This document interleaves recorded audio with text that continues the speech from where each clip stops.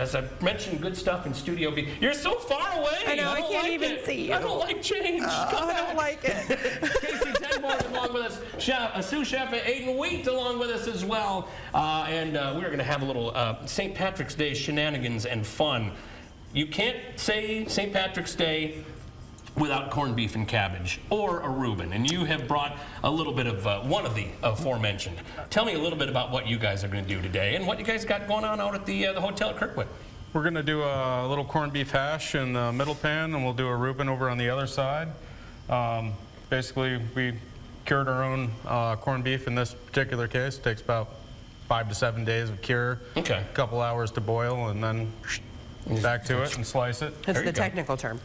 Exactly. Now, I got to ask you, because I know there's an amazing beef program out at Kirkwood. Was this grown out at Kirkwood? Negative. Okay, no. Gotcha.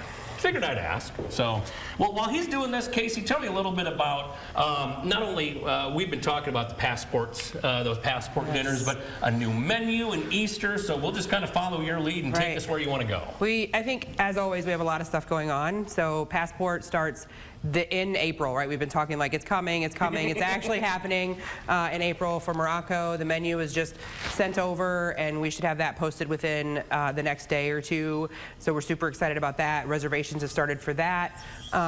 We also we've started taking reservations for Easter, both in our ballroom for the brunch, like the buffet brunch, and then also in the class act, where we'll do a plated Easter menu, kind of a, we'll do our normal menu and then have some nice Easter specials, maybe some rabbit and lamb. I'm just kidding. Because you're not serving eggs. No. Okay. Right, no, nobody's having eggs.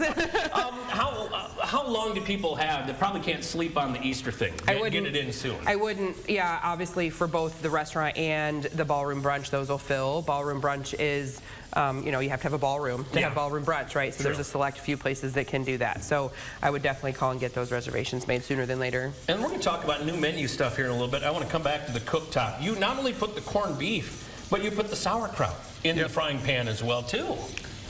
My grandma taught me, you heat your corned beef, you heat your sauerkraut, you melt your cheese with it. I didn't make my own bread, but that's okay. Okay. She'll meat forgive juices. I was going to say, it's got to all kind of come together and meet in the middle and all that stuff. Now, this is going to be the corned beef hash. Correct. Just starting with a little bit of red pepper and some onions. Going to saute that, turn up the heat a little bit, add the corned beef. Okay. So it gets a little crispy. We've also got some root vegetables over here, some sweet potato, rutabaga, and Yukon potatoes. Okay. And we'll get those in the pan here in just a little bit and toss it all together, and we'll put some eggs on it. Because, hey, who doesn't like gold? Exactly. Well, eggs are cheap. Why not do this when he doesn't? Let's go. While you're doing this, Casey, I want to go back to you. Coming up here in a couple weeks, new menu is coming out. To kind of changing the seasons or just kind of freshening things up? Yeah, so a big change always from winter to spring, which is what we're seeing right now as far as seasonality and availability and menu items. And so lots of really exciting stuff on the lunch menu, the dinner menu, and then the breakfast and the brunch menu is changing, which is a big change, right? And that will happen on March 26th. So new menu items. So if you have favorite things that are on the menu now, perhaps, you got to come get them. Well, and one thing I want to point out is that just because you're not going to a passport, which first of all, if you're not, shame on you, you can still come out there any night and have supper. You don't have to come to a scheduled event. You just come on in and you're seeing professionals like a sous chef and everybody, real on-the-job experience. Right.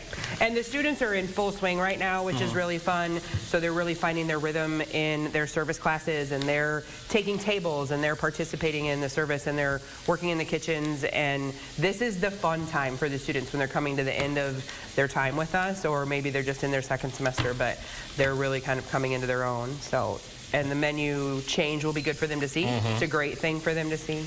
And it's such a cool space. Patio, I'm assuming. We're not counting down the days. I mean, tomorrow would have been, or yesterday would have been awesome, right? To have the patio. I wouldn't do it Friday. No, it sounds like Friday's not the option. Yeah, I wouldn't do it Friday. So we'll hold off and bring our patio furniture. But as soon as that patio furniture comes out, I mean, maybe I'm biased, but I'm not sure there's a better spot.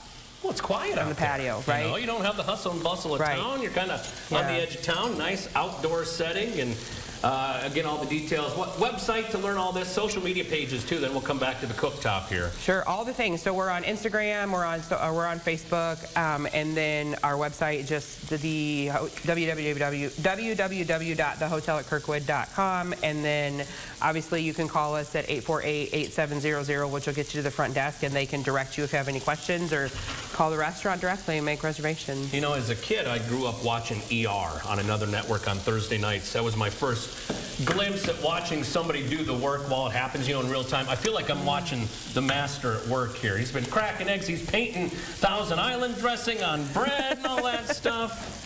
He's And painting now, bread. The eggs are going to go in the hash then too? Yeah, or? just right on top. A couple of sunny eggs. I was Okay. going to poach some, but I didn't really feel like boiling water. True. It's so hard these days. It's so hard to boil water. And then, so you've got all that kind of root vegetable blend there. Yeah. Look at that. And I wish you could smell this. It smells so good in here. You're melting the Swiss cheese. You're melting the sauerkraut. Or not melting, but you're kind of giving that little bit of a crispness, Yep. too, when you come to the sandwich. Completely. And then we'll get this in here so that can crisp up a little bit also. You know what's nice about the corned beef situation is that you can buy corned beef, right? Like if you're not going to make it like Aiden does, you can purchase it, Yeah. and then you could do both of these things at home, right? For sure. Because it's a lot. It's just 1 or 2 people.